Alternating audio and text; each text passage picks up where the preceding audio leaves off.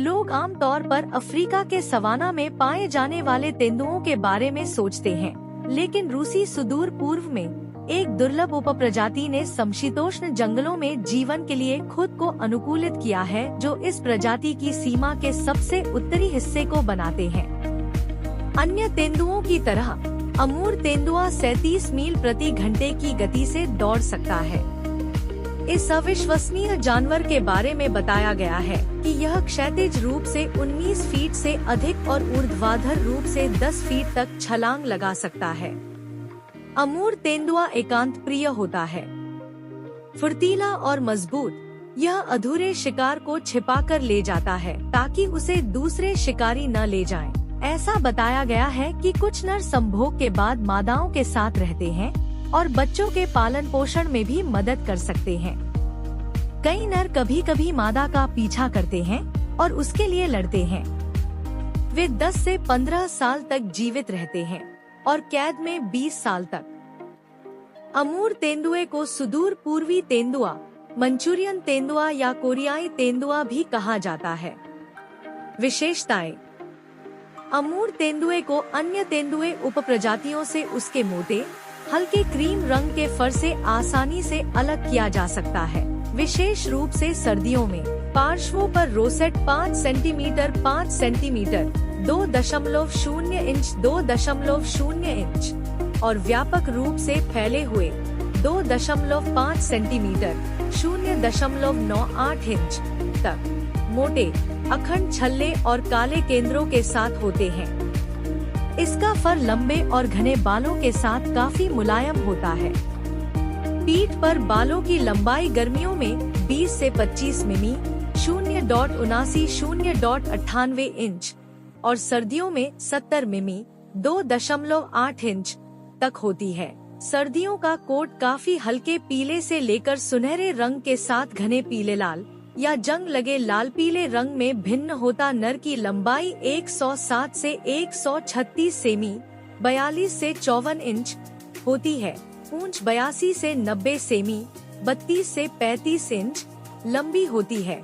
कंधे की ऊंचाई 64 से 78 सेमी 25 से 31 इंच होती है और वजन 32.248 किलोग्राम 71 से 106 पाउंड होता है। मादा का वजन 25-42.5 किलोग्राम 55 से 94 पाउंड होता है। वे क्यों मायने रखते हैं? अमूर तेंदुआ पारिस्थितिकी, आर्थिक और सांस्कृतिक दृष्टि से महत्वपूर्ण है। इसके आवास के संरक्षण से अमूर बाघों और हिरण जैसी शिकार प्रजातियों सहित अन्य प्रजातियों को लाभ होता है। सही संरक्षण प्रयासों से हम उन्हें वापस ला सकते हैं और क्षेत्र के दीर्घकालिक संरक्षण को सुनिश्चित कर सकते हैं। ये लोग लाजोव्स्की स्टेट नेचर रिजर्व में अवैध शिकार विरोधी ब्रिगेड का हिस्सा हैं। वे अमूर तेंदुए को उसके खूबसूरत धब्बेदार फर के लिए अवैध शिकार से बचाने के लिए काम करते हैं। शिकार की कमी: रूस और चीन में अमूर के पार अभी भी उपयुक्त आवास के बड़े हिस्से बचे हुए हैं। चीन में शिकार का आधार तेंदुओं और बाघों की बड़ी आबादी को बनाए रखने के लिए अपर्याप्त है। शिकार की आबादी फिर से ठीक हो जाएगी अगर शिकार की प्रजातियों के अवैध शिकार को सीमित करने के उपाय किए जाएं और जंगलों को अधिक टिकाऊ तरीके से कटाई के लिए प्रबंधित किया जाए। अमूर तेंदुए को लंबे समय तक जीवित रहने के लिए उसे अपने पिछले क्षेत्र में फिर से बसने की जरूरत है, लेकिन ऐसा होने के लिए शिकार की आबादी को पहले ठीक होने की जरूरत है। अवैध वन्य जीव व्यापार: अमूर तेंदुए का शिकार मुख्य रूप से उसके सुंदर धब्बेदार फर के लिए किया जाता है। 1999 में एक अंडरकवर जांच दल ने एक मादा और एक नर अमूर तेंदुए की खाल बरामद की, जिसे रूस के केद्रोवाया पैड रिजर्व से दूर बरबाश गांव में क्रमशः $500 और $1000 में बेचा जा रहा था।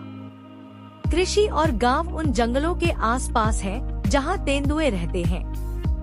नतीजतन जंगल अपेक्षाकृत सुलभ हैं, जिससे शिकार एक समस्या बन जाता है, न केवल तेंदुओं के लिए बल्कि महत्वपूर्ण शिकार प्रजातियों के लिए भी, जैसे कि रो हिरण, सिका हिरण और खरगोश, जिनका शिकार ग्रामीण भोजन और नकदी दोनों के लिए करते हैं।